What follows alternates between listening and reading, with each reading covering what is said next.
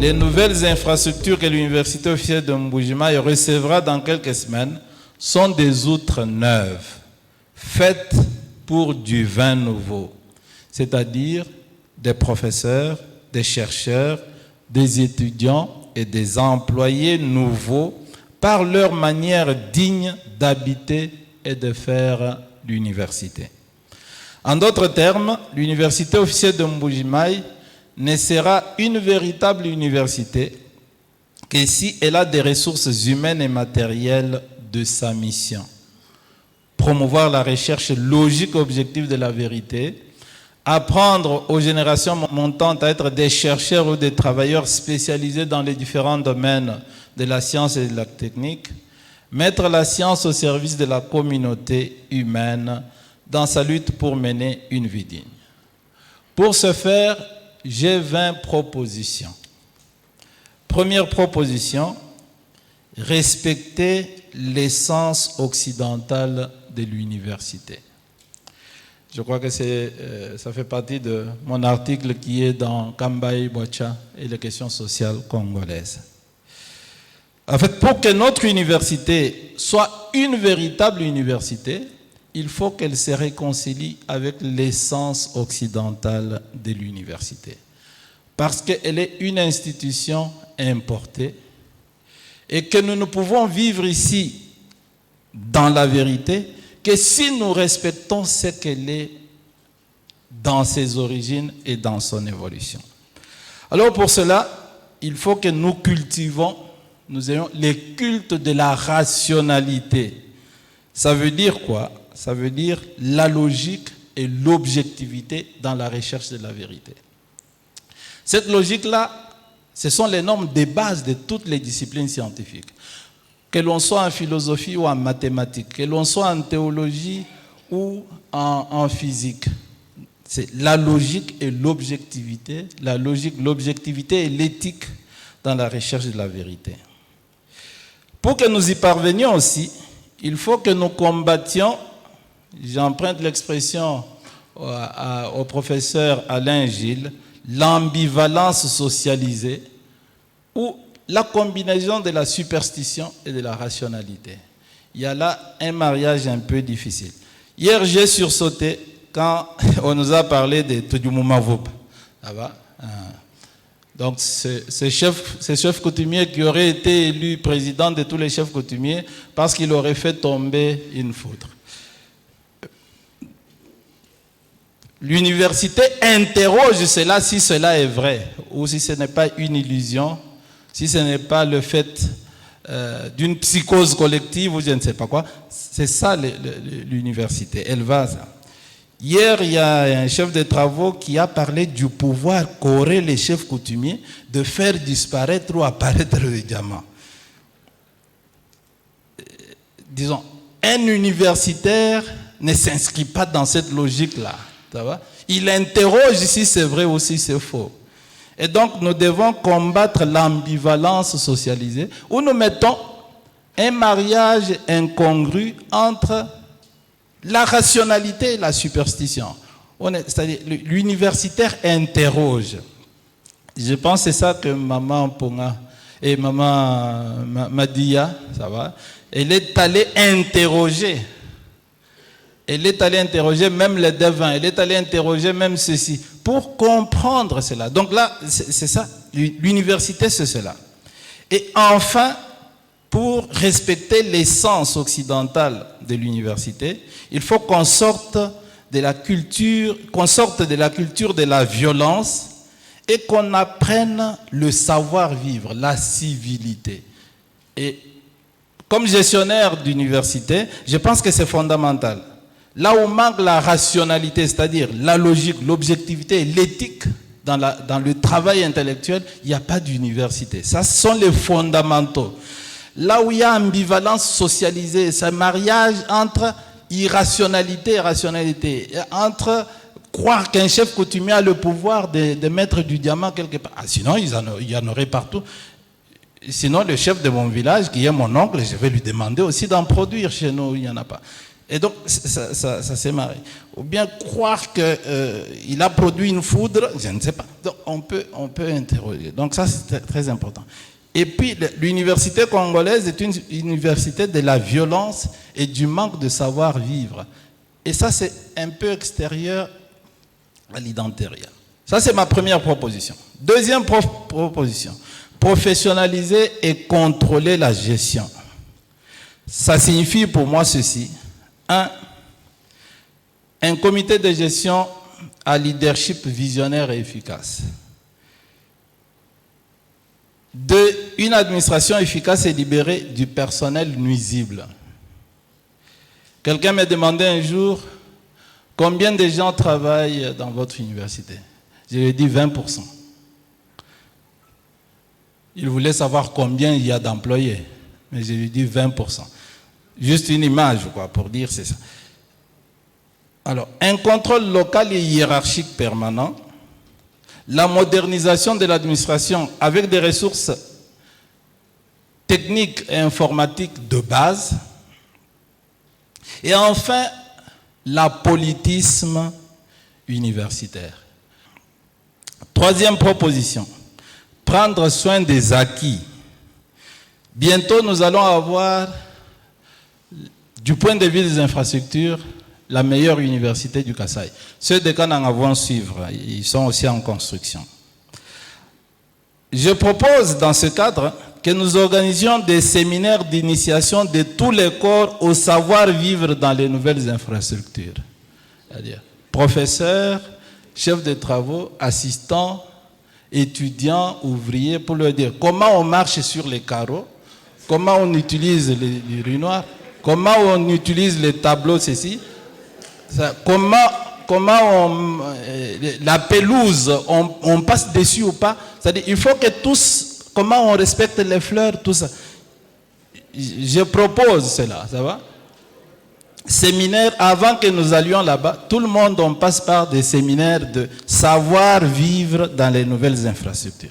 Sinon, 2 mois après, ça sera une porcherie. Alors que l'État a dépensé des millions de dollars pour nous donner cela. 2, je propose l'externalisation de l'entretien de la sécurité des infrastructures.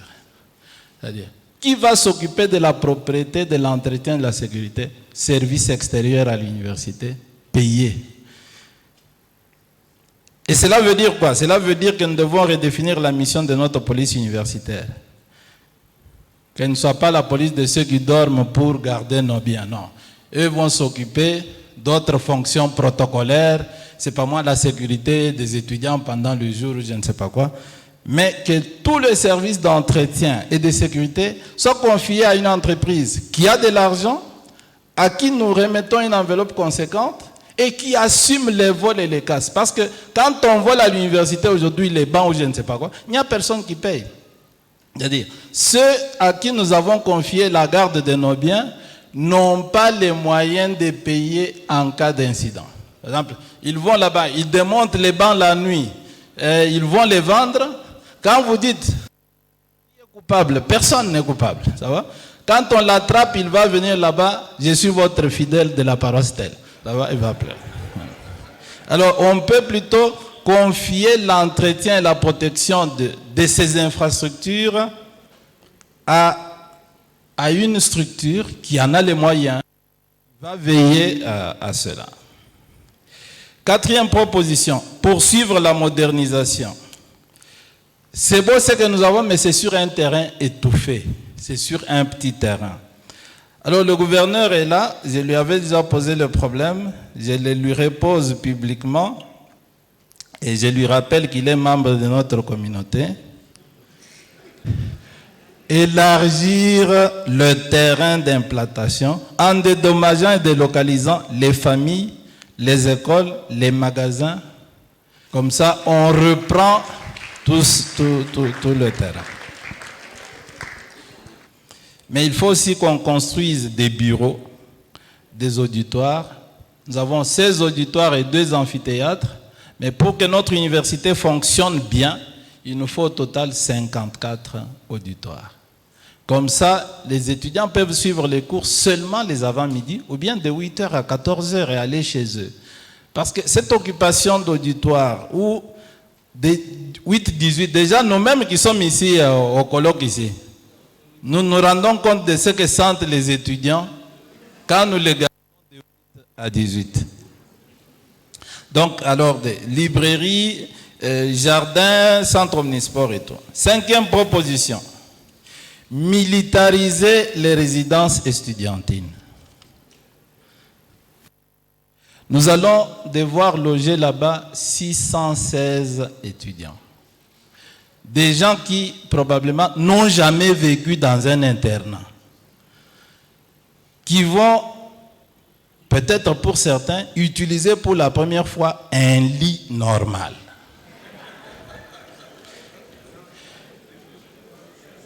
Qui vont avoir des WC modernes qui s'utilisent avec papier hygiénique et non avec les feuilles. Et donc, c'est un nouveau milieu et il faut éduquer les locataires de ces milieux-là et les soumettre à une discipline militaire.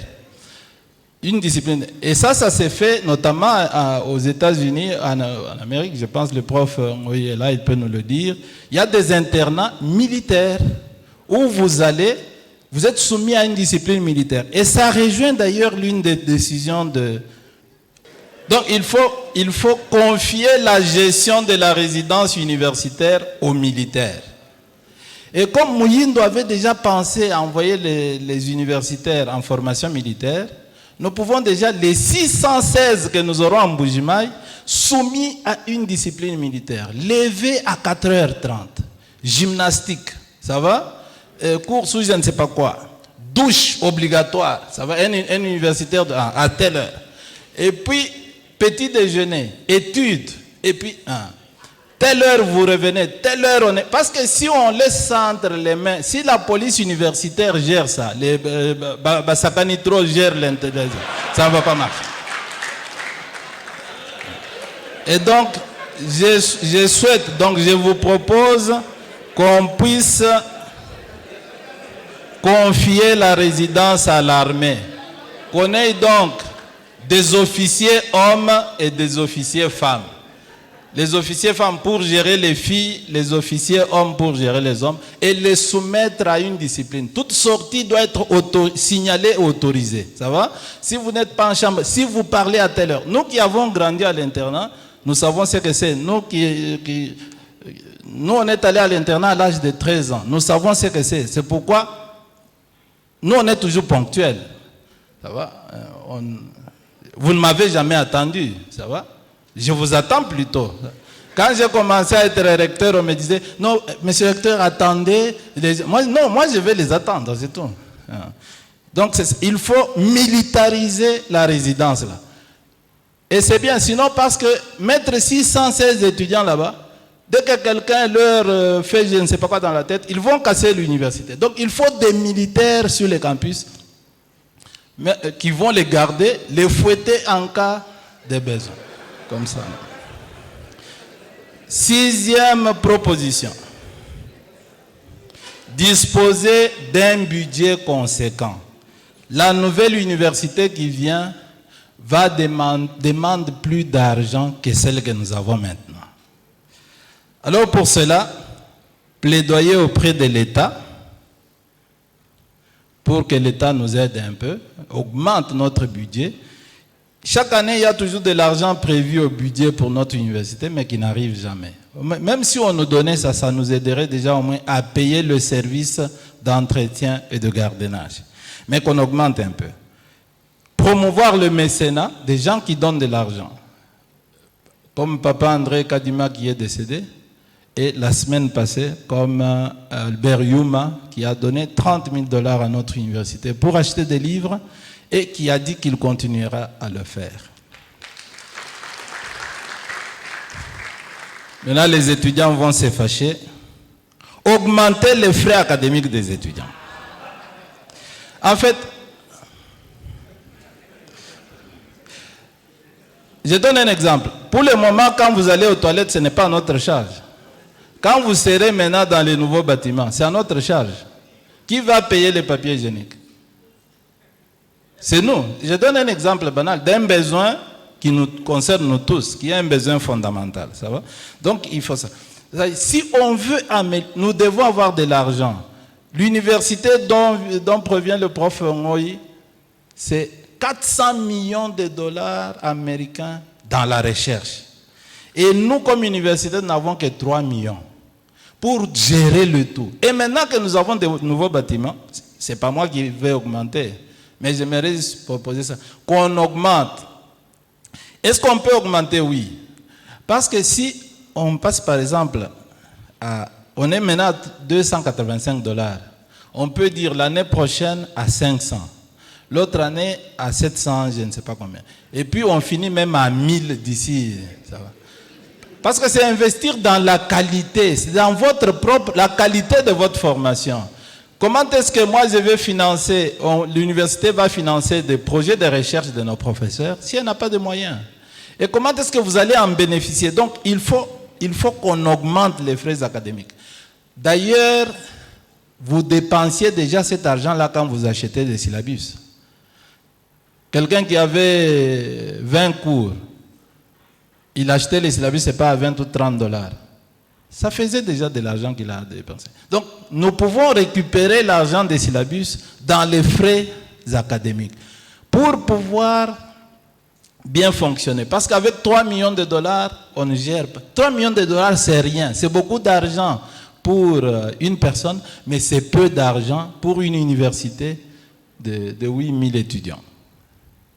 Donc, augmenter les frais académiques. Si nos étudiants de l'UM pouvaient prendre cette initiative, de faire une pétition auprès du comité de gestion pour dire « Nous sollicitons l'augmentation des frais académiques. » 7e proposition.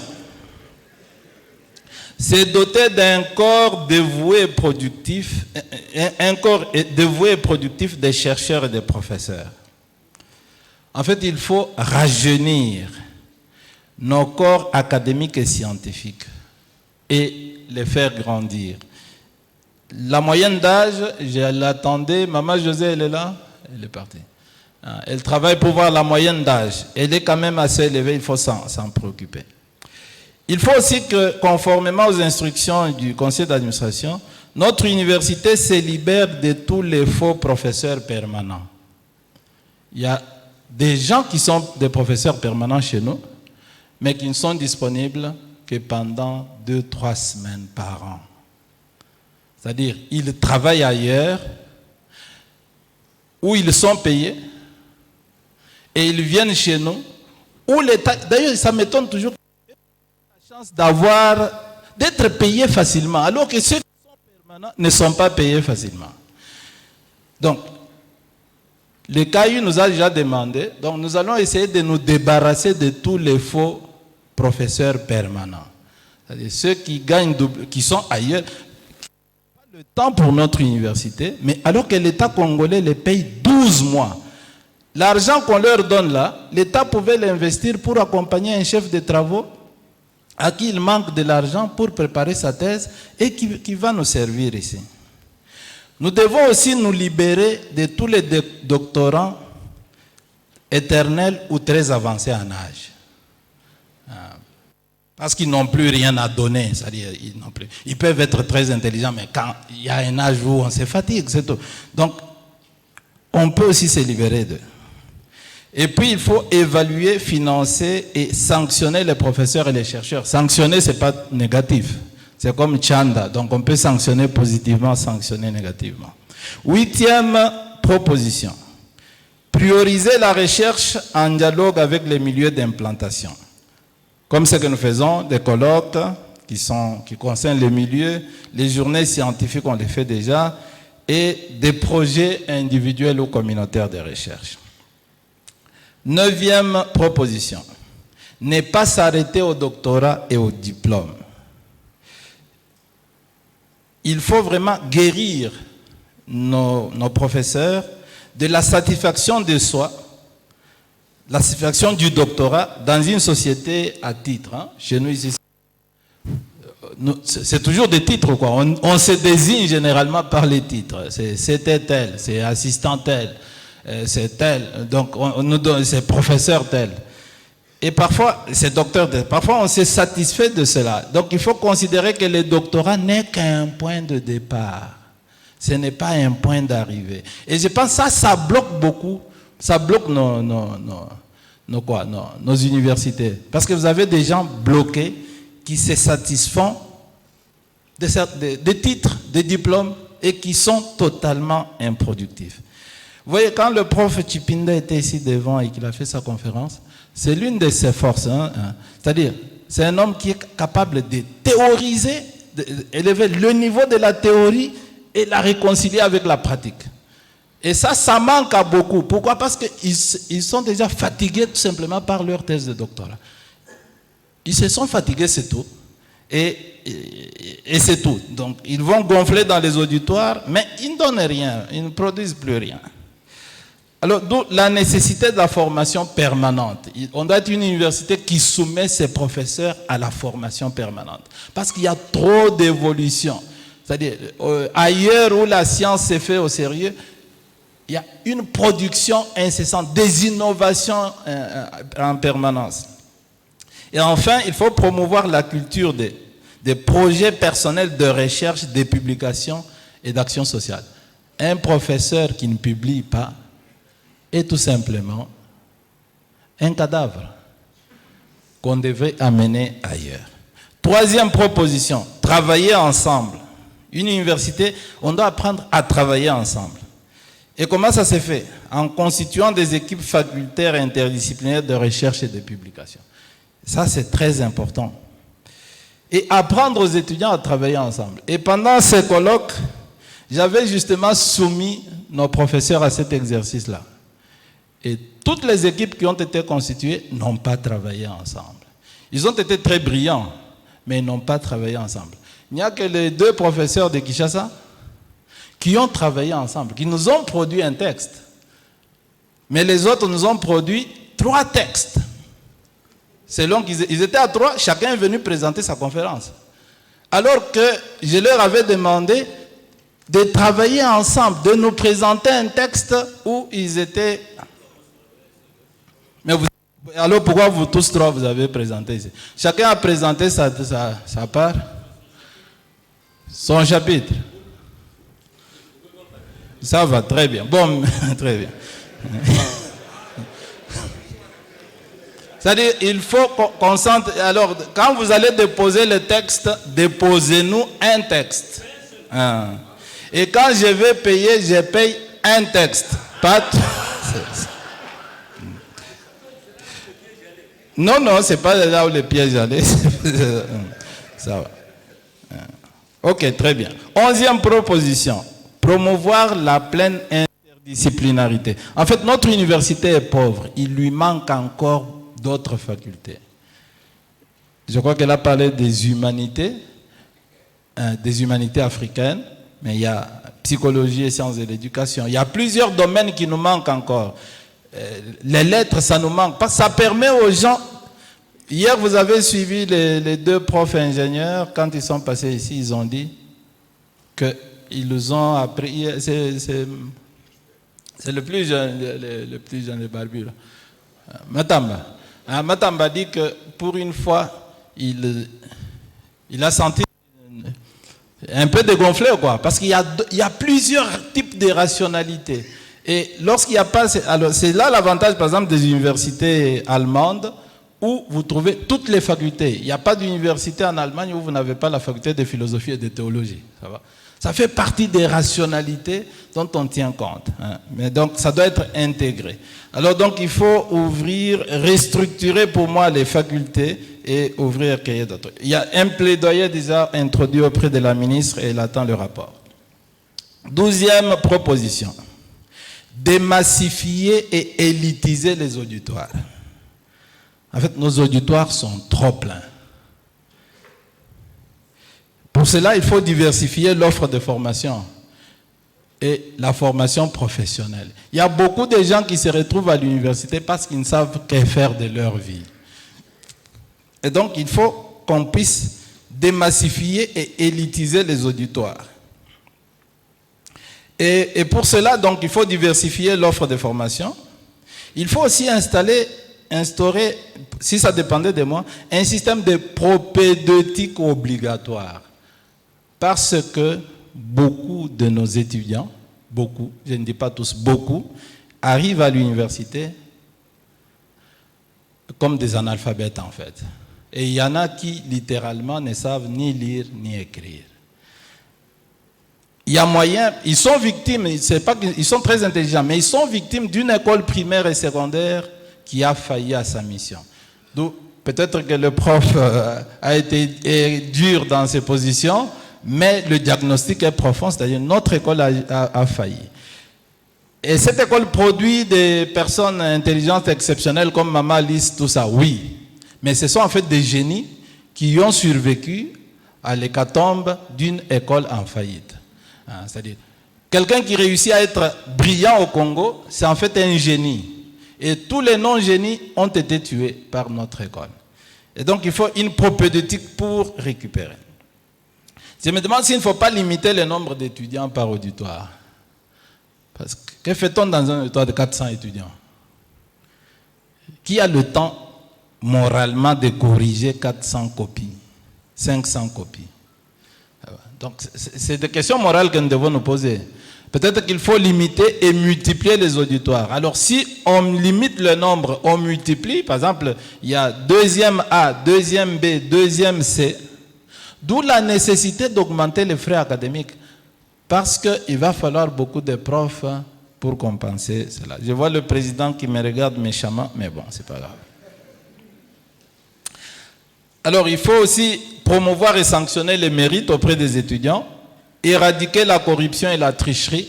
C'est déjà bien avec les auditoires des cliniques universitaires, mais je suis en train de me demander si on ne va pas mettre dans des salles aussi des caméras de surveillance, comme ça on peut facilement. En attendant d'acheter les logiciels qui permettent que vous fassiez l'examen sans tricher.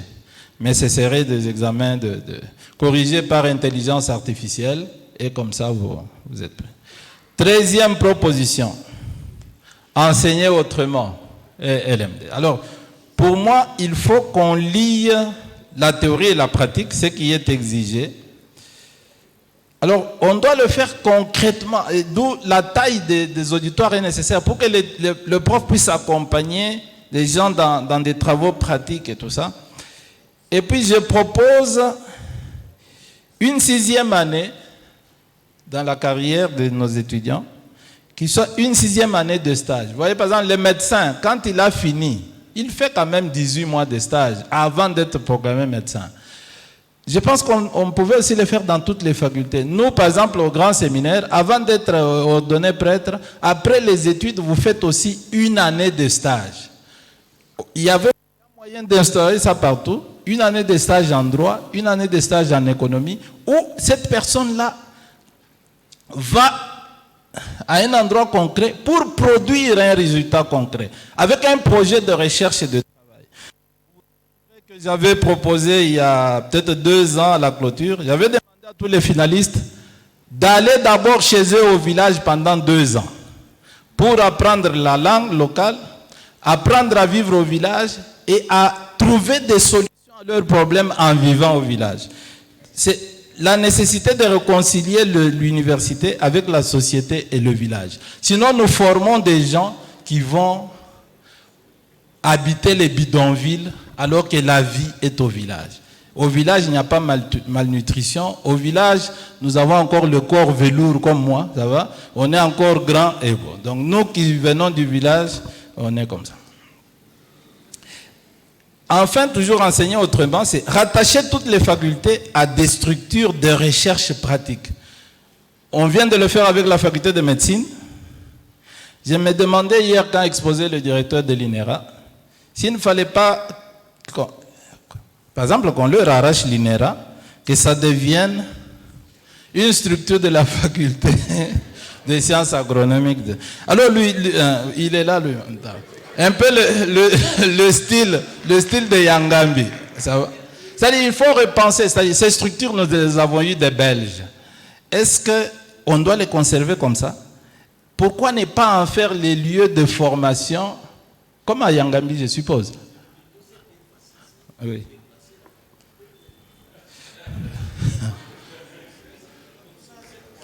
Oui, parce que eux, ils sont là-bas, des grands bâtiments souvent vides, et nous avons la faculté de sciences agronomiques, je pense, si ce n'est pas la première ou la deuxième au Congo, en nombre d'étudiants. On a plus d'étudiants que la faculté des sciences agronomiques de Kinshasa. Cette année, on est déjà à 1000, je ne sais combien. Bon, c'est une proposition. Je n'ai pris aucune décision. N'ayez pas peur, vous êtes toujours DG. Bon, très bien. Alors, 14e proposition. Assainir le monde universitaire kassaïen. Le prof Chipinda l'a dit. Le prof Kazadi l'a dit aussi. Et je pense qu'il faut qu'on utilise ce que nous, en philosophie, on appelle le rasoir d'Occam. Le rasoir d'Occam, c'est non sunt multiplicanda entia sine necessitate. Il ne faut pas multiplier les êtres sans nécessité. Comme président de la COP7, de la conférence de l'ESSU au Kasaï oriental, je connais toutes les institutions, je les ai déjà visitées. Le prof Chipinda, justement, signale que nous n'avons aucun pouvoir, en fait. Nous avons juste le pouvoir d'informer. Et d'ici Kinshasa, c'est tellement loin que les informations se perdent en route. Si tout dépendait de moi, beaucoup des institutions seraient fermées. Parce que c'est des boîtes, justement, des boutiques d'ignorance et professeurs ajoutés aussi d'incompétence. Disons, d'ignorance, d'incompétence et de prétention. Parce qu'il sort là-bas, il est déjà, il est ingénieur. Moi, chez moi, en Andan, je suis assis, j'apprends qu'on vient de coller 46 ingénieurs. Et il y avait à Kalambaye, il y avait l'université technologique de Kalambaye qui fonctionnait dans les locaux de la paroisse.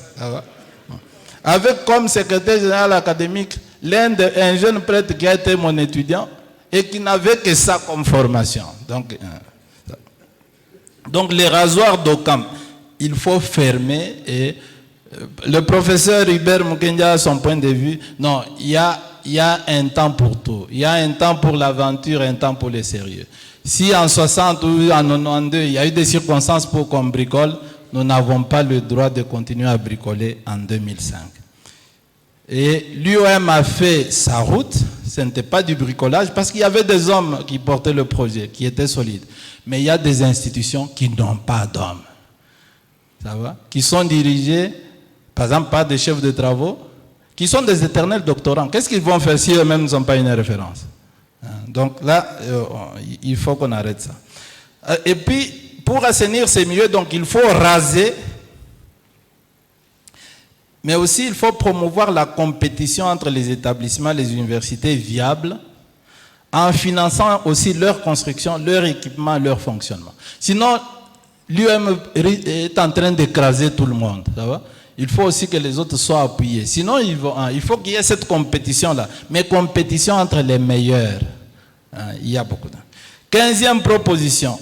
S'ouvrir aux autres universités, au Congo, en Afrique, en Europe, en Amérique, en Asie. Donc, avoir des références. Vous voyez, c'est pourquoi nous tenons à ce que notre colloque soit international. C'est-à-dire, on réunit, on suit, d'autres sont des cloches. On a suivi un professeur ivoirien, on a suivi un professeur américain, on a suivi un haïtien, on a suivi un professeur italien. Donc, déjà, quand nos frères sont des professeurs dans leurs universités, ce n'est pas à cause de leur tête, hein, ni à cause de leurs oncles. Ça va? C'est parce qu'ils sont méritants. Pour être sélectionnés professeurs dans ces milieux-là, on est méritant. 16e proposition. Repenser les aumôneries confessionnelles. Souvent, je passe, entre 12h et 14h, nos auditoires se transforment en église. Des étudiants entrent en transe, reçoivent le don du Saint-Esprit et ont des prophéties. Quand on ouvre ça, on doit être sérieux. C'est-à-dire, on va exiger que toutes les aumôneries aient des dossiers chez nous, en bonne et due forme, que ceux qui viennent animer nous donnent le programme, mais aussi déposent leur diplôme de formation en théologie, mais pas dans n'importe quelle faculté de théologie, parce qu'il y a des facultés de théologie qui font n'importe quoi. Et j'aimerais qu'on interdise le prosélytisme aux gestionnaires, aux enseignants. C'est-à-dire, il y a des profs qui sont des pasteurs et qui recrutent les étudiants pour leur culte. Ou bien moi que je recrute. Alors, il y a des étudiants donc, qui suivent quelqu'un pour aller prier chez lui afin qu'il soit bienveillant à leur égard. Donc, il faut un certain divorce. C'est pourquoi moi, depuis que je suis recteur, j'ai dit la messe une seule fois pour le professeur Luc Ntumba. Le reste, je ne vais jamais dire la messe là-bas. Parce que je dois garder l'indépendance. Alors, 17e proposition, intégrer le sport. On le fait déjà. Notre université est la meilleure université. Disons, on est meilleur en tout, même en sport. Ça va? Même avec représentation, même au niveau international. Donc, c'est important d'intégrer cela. Et il faut que sur les campus, on ait un centre omnisport. C'est bien pour la santé, et surtout de ceux qui vont être là avec des militaires pour les former. C'est bien pour la socialité, mais c'est aussi bien pour la publicité de notre université. La marque IOM, ça va? Nous avons gagné le 2e prix du taekwondo national. C'est un étudiant de chez nous qui a gagné au niveau national. Donc c'est très important. Alors, 18e proposition, inciter à l'engagement social. Encore 10 minutes, hein? Ça va? Okay, très bien. Donc, inciter à l'engagement social. Mais un engagement social désintéressé. Pour cela, je propose le suivant. 1. L'apolitisme du personnel académique et scientifique. Il faut que les professeurs et les personnels ne soient pas des militants politiques, ni des gens qui veulent faire la politique. Comme ça, leur discours scientifique sera un discours désintéressé. Donc, je propose cela. Que les professeurs de l'UM ne soient pas des candidats aux élections, des militants de tel ou tel parti, ça va?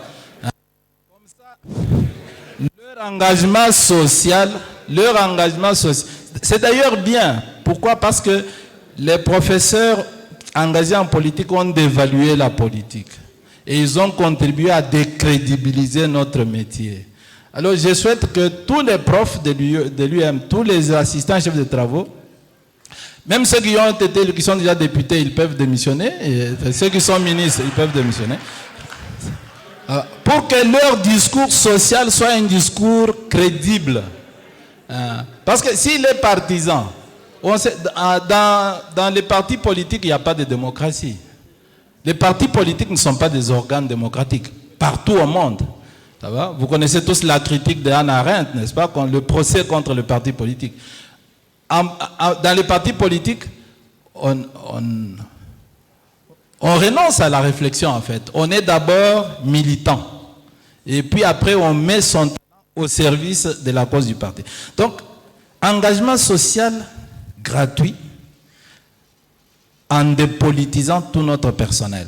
Parce qu'on ne peut pas dire l'université est apolitique pendant que nous-mêmes nous sommes des membres engagés dans tel ou tel parti. Et puis, notre métier est tellement supérieur que je ne vois pas ce qu'on va aller chercher là-bas. Alors là, engagement politique aussi dans le débat social. De sorte que quand